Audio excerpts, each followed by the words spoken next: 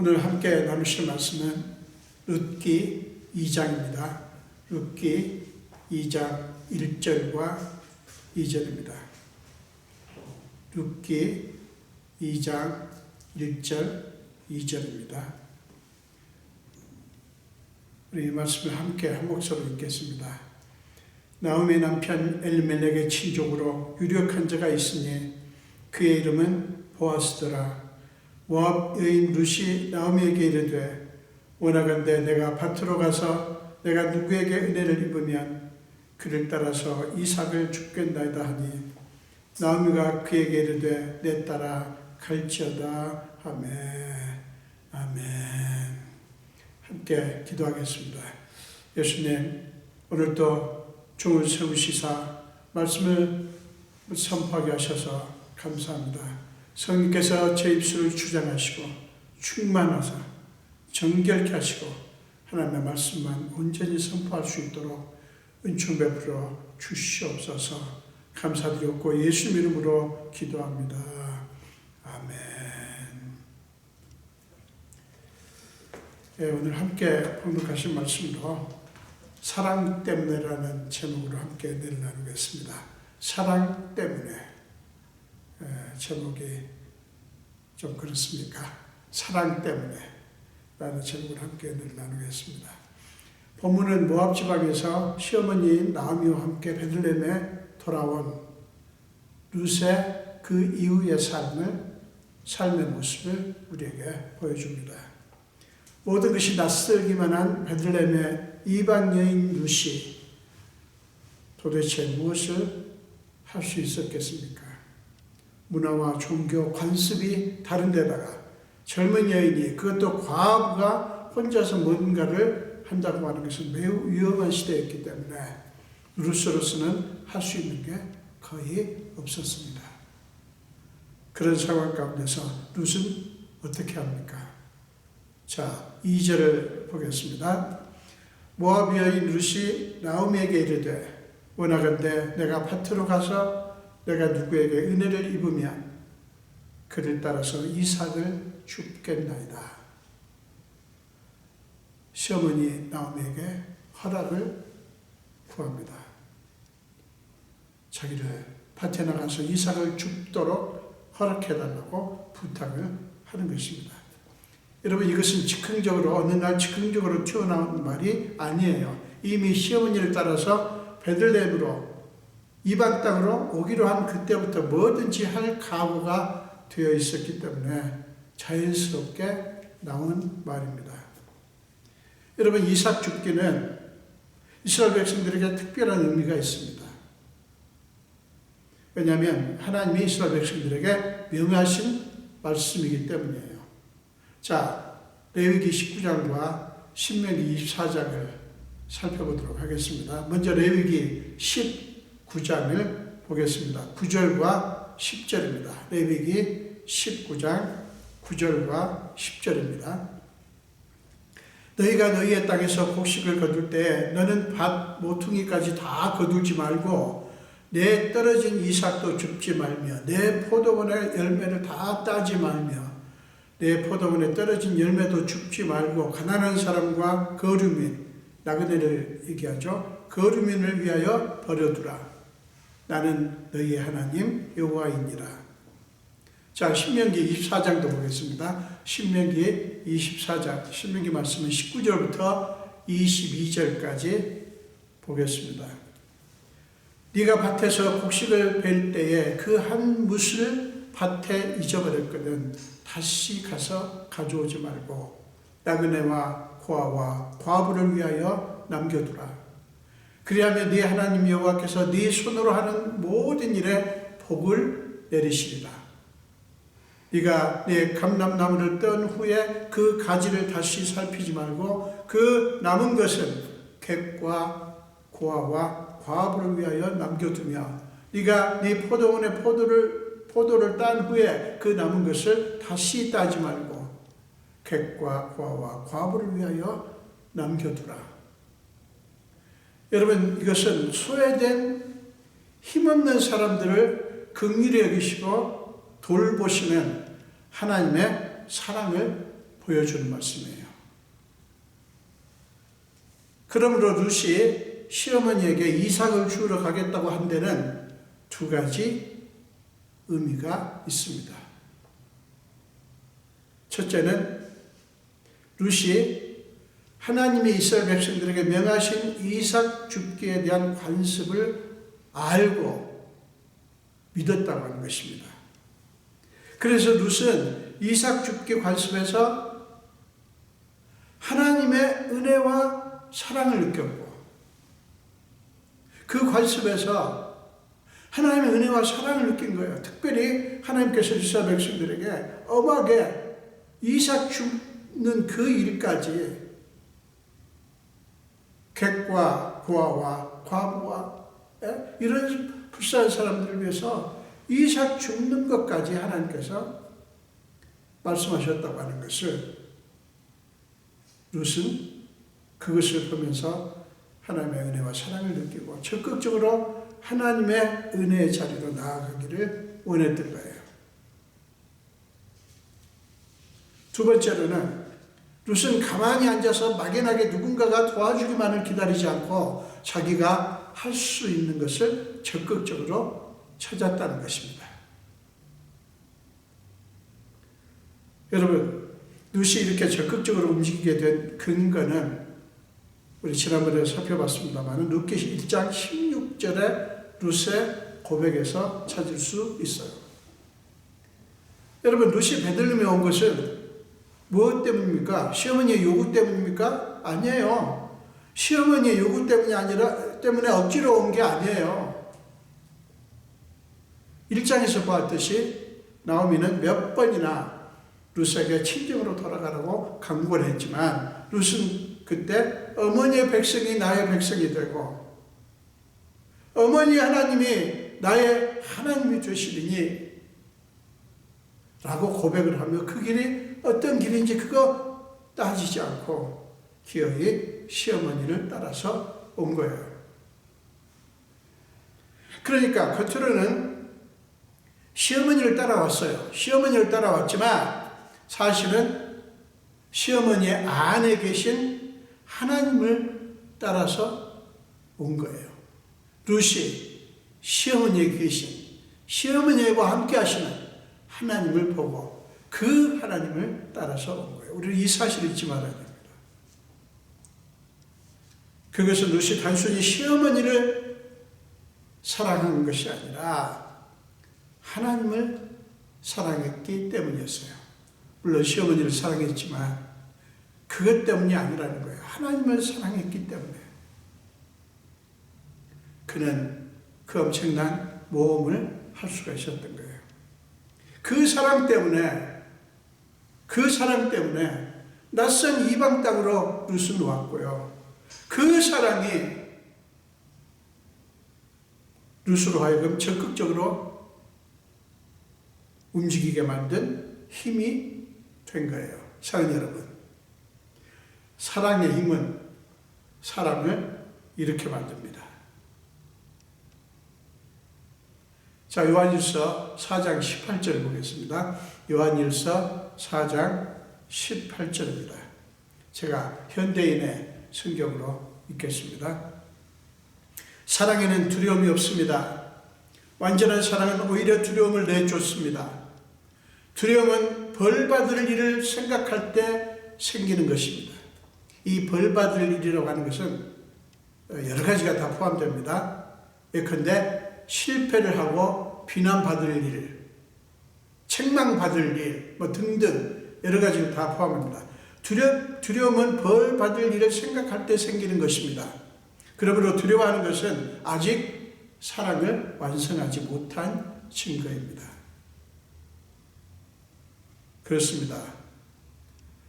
우리가 진실로 하나님을 믿고 사랑하면 실패를 두려워하지 않게 돼요.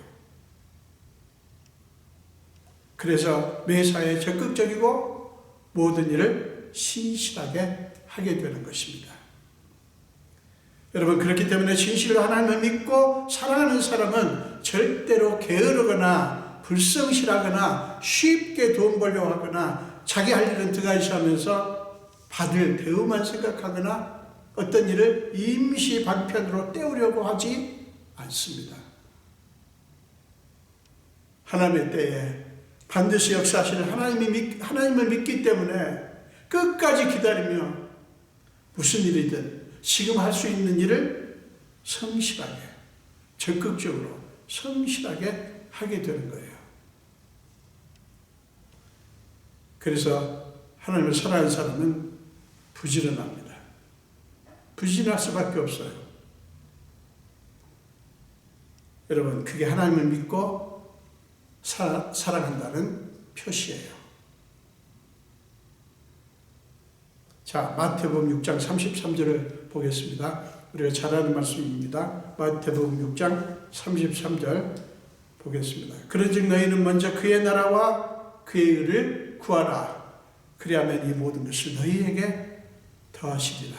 예수님께서 하신 말씀이죠. 염려하지 말라고 하면서 하신 말씀이에요. 여러분, 끊임없이 그의 나라와 그의 의를 구하는 것, 끊임없이 계속적으로 하나님의 나라와 그의 의를 구하는 것, 그것이 하나님을 믿고 하나님을 사랑하는 거예요. 여러분, 이것은 너무나 귀한 말씀입니다. 아무것도 안 하고 가만히 있는 게 아니라 부지런히 해야 할 일을 구하고 찾는 것을 의미합니다. 그런데 무엇을 생각하면서? 하나님의 나라와 하나님의 의를 생각하면서 하나님께서 하나님의 때에 하나님의 방식으로 역사하실 것을 생각하면서 가만히 앉아있는 게 아니라 부지런히 해야 할 일을 구하고 찾는 것, 그게 하나님의 나라와 그의 의를 구하는 사람의 모습이에요. 그러니 부지런하고 성실할 수밖에 없지 않겠습니까? 여러분, 요셉 이야기 아시죠? 창세기 37장부터 나오는 요셉은 구하고 찾고 열심으로 구하고 찾은 사람의 전형적인 모습이에요. 요셉의 모습이 하나님의 나라와 그의 의를 구한 사람의 모습이라고요. 그는 형들에 의해서 애굽으로 노예로 팔려갔지 않습니까? 그리고 억울하게 감옥에 갇히는 비극을 경험하지 않았습니까? 그러나 그런 형들에 대한 분노에 묶이지 않았습니다.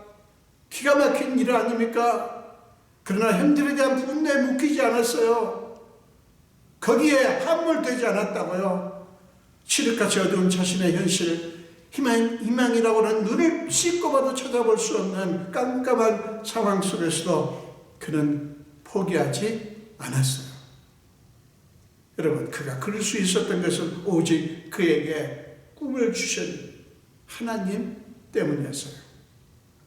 그가 그 하나님을 믿고 사랑했기 때문에 그는 하나님께서 역사하실 때까지 기다릴 수 있었고, 그의 그 암울한 상황을 이길 수가 있었어요. 여러분, 그렇기 때문에 요셉은 매사에 적극적이고 긍정적이었습니다. 옥에 갇혀서도, 억울하게 갇힌 거죠. 옥에 갇혀서도 그는 얼마나 성실했는지 그런 모습에 전옥이 감동을 받습니다. 그리고 그에게 감옥의 모든 업무를 맡깁니다. 그리고 그는 심지어는 감옥 안에 다른 죄수들의 표정을 살피기까지 할 만큼 맡겨진 일에 정성을 다했어요. 감옥에 있는 사람 표정까지 살필 만큼 맡겨진 일에 정성을 다한 거예요. 여러분, 하나님을 사랑하는 그 사랑이 자신의 상황을 극복하게 해준 아주 전형적인 모습입니다. 여러분, 자꾸만 상황과 환경만 탓하고 다른 사람들이 도와주지 않아서 내가 고생한다는 식으로 남 탓하는 것은 그리스도인의 모습이 아니에요. 하나님을 믿고 살아가는 사람은 그럴 수 없어요. 룻은 요셉처럼 매사에 적극적이고 긍정적인 사람이었습니다. 지금 이삭을 주우러 가려고 하지만 무슨 보장이 있는 게 아니에요. 아무런 보장이 없습니다. 어디로 가야 될지, 어떤 일이 벌어질지 알 수 없어요. 그러나 룻은 가려고 합니다. 룻이 바라본 것은 오직 누군가의 은혜뿐이에요.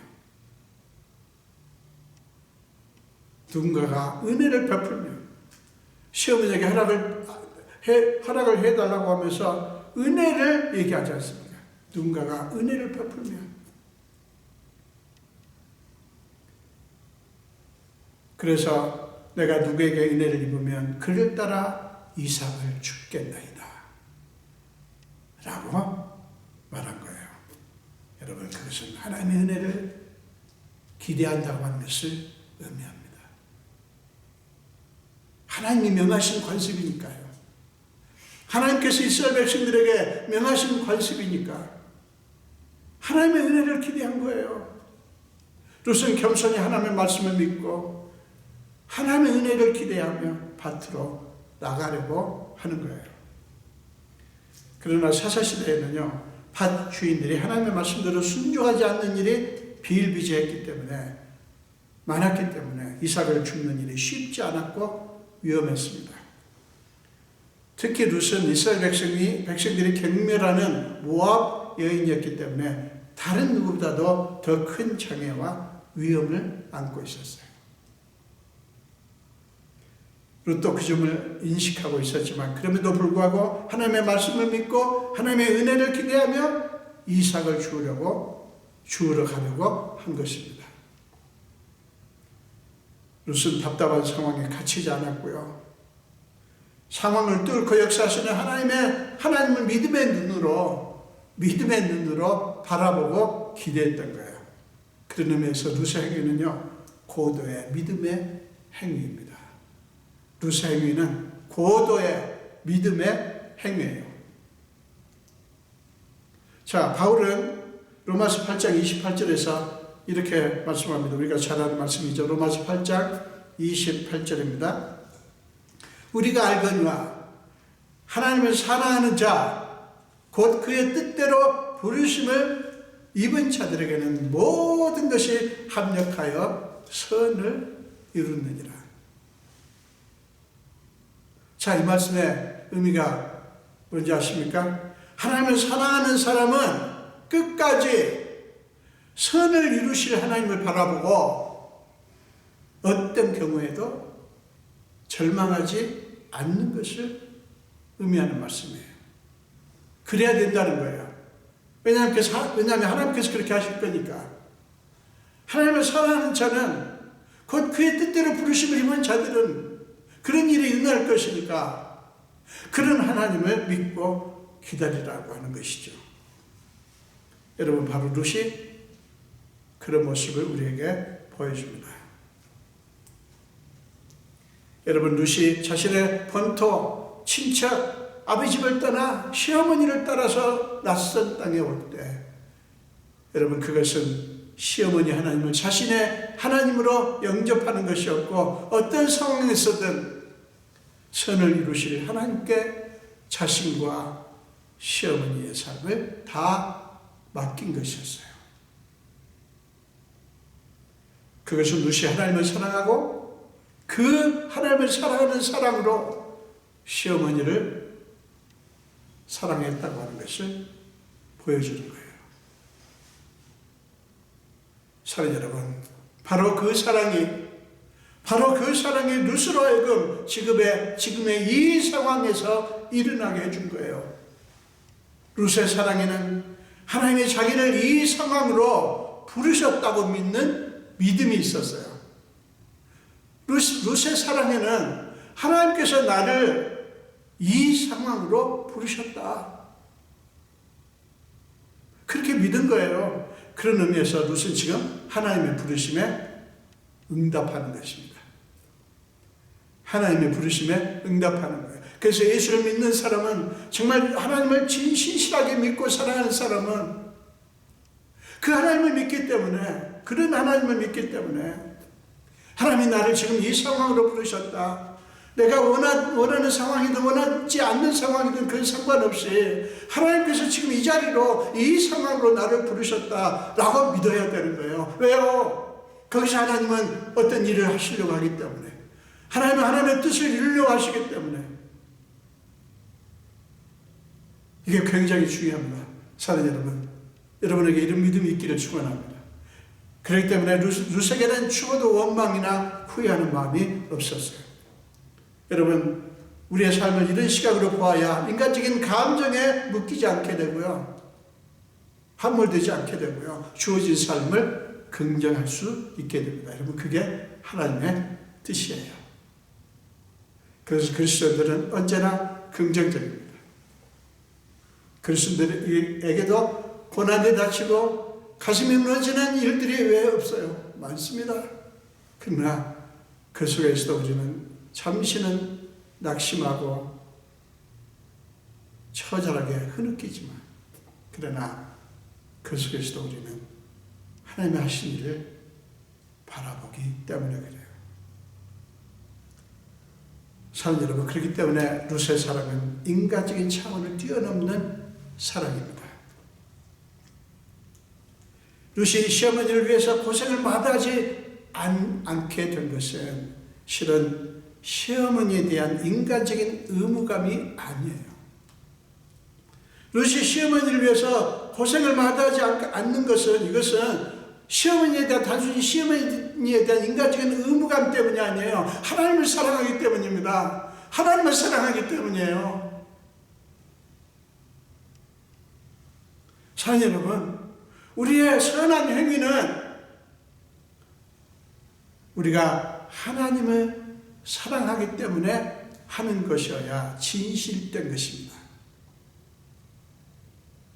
여러분들이 지금 하시는 일이 어쩌면 원하지 않는 일일 수도 있어요.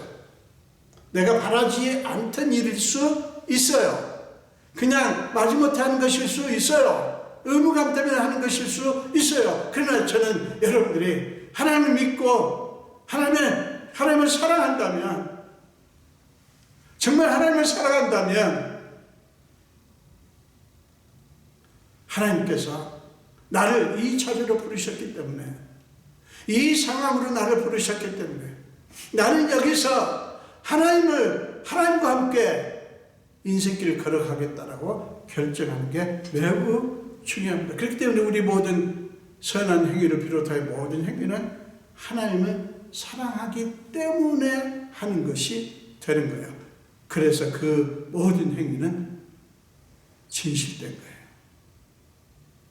여러분, 예수님이 요한복음 15장 12절에서 이렇게 말씀했죠. 내 계명은 곧 내가 너희를 사랑한 것 같이 너희도 서로 사랑하는 이것입니다 라고 말씀하셨어요.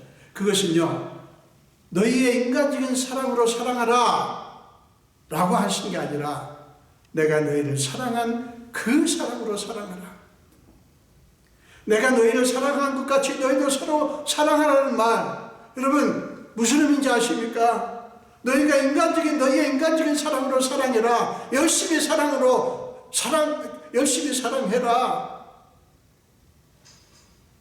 인간적인 사랑으로 사랑하라고 하신 게 아니라 내가 너희를 이렇게 사랑했으니 내가 너희를 사랑한 그 사랑으로 사랑하라 라고 하신 거예요. 그래서 예수님은 앞서 15장 9절에서 아버지께서 나를 사랑하신 것 같이 나도 너희를 사랑하였으니, 자, 잘 보세요. 그 다음입니다. 나의 사랑 안에 거하라 라고 말씀하신 거예요. 나의 사랑 안에 거하라. 이게 굉장히 중요합니다. 여러분, 나의 사랑 안에 거하라는 말이 무슨 의미인지 아세요? 나의 사랑을 받아 누려라. 마음껏 내 사랑을 받아 누려라. 매 순간 나의 사랑을 느끼며 기뻐하고 내 안에서 내가 부어주는 기쁨과 사랑을 누려라. 은혜를 누려라 라는 말씀이에요. 그게 내 사랑 안에 거하라는 말씀이에요. 사랑하는 여러분, 주님의 사랑 안에 거합시다. 주님의 사랑을 늘 느끼며 기뻐하고 찬양하자고요.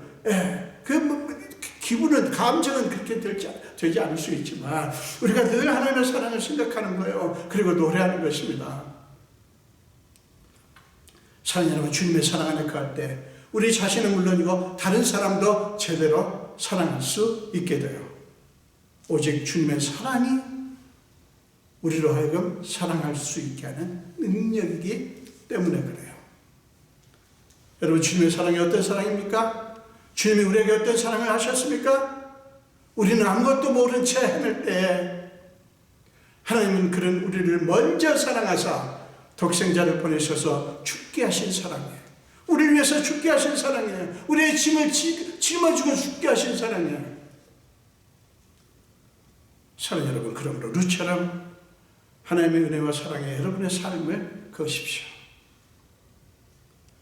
사랑하는 여러분, 기억하십시오. 여러분이 소유하고 있는 것이 무엇이든 그 소유 때문에 여러분의 삶에 의미가 있고 가치가 있는 게 아니에요.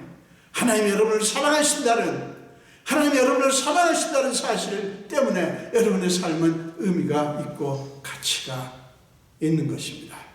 여러분, 하나님이 만드신 여러분의 삶의 끝은, 지금 어떤 삶이든 간에 하나님이 만드신 여러분의 삶의 끝은 언제나 생명이고 환희임을 잊지 마십시오. 그러므로 사랑하는 여러분, 여러분의 삶이 막막하고 힘들 때 매 순간 주님의 사랑, 주님의 선하심, 주의 은혜를 기뻐하며 노래하십시오. 오직 그것이 인생의 온갖 무거운 짐을 이길 수 있는 힘입니다. 주의 사랑을, 주의 선하심을, 주의 은혜를 생각해보라. 하늘보다도 더 높으신 아버지의 사랑 크고 놀랍네. 아버지 사랑 크고 놀랍네. 내 어찌 그 사랑 잊으리. 내 어찌 주의 긍휼 잊으리. 내 영혼의 모든 소원 만족시킨 하나님, 주의 사랑을, 주의 선하심을, 주의 은혜를 생각해보라.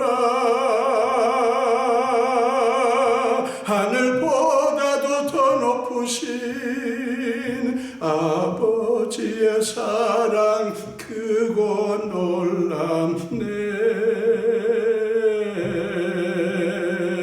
아버지 사랑 크고 놀랍네. 나 길을 잃고 헤맬 때 그 사랑 날 찾아 내셨네. 내 영혼의 모든 소원 만족시킨 하나님, 주의 사랑을, 주의 선하심을, 주의 은혜를 생각해보라. 하늘보다도 더 높으신 아버지의 사랑 크고 놀랍네. 아버지 사랑 크고 놀랍네.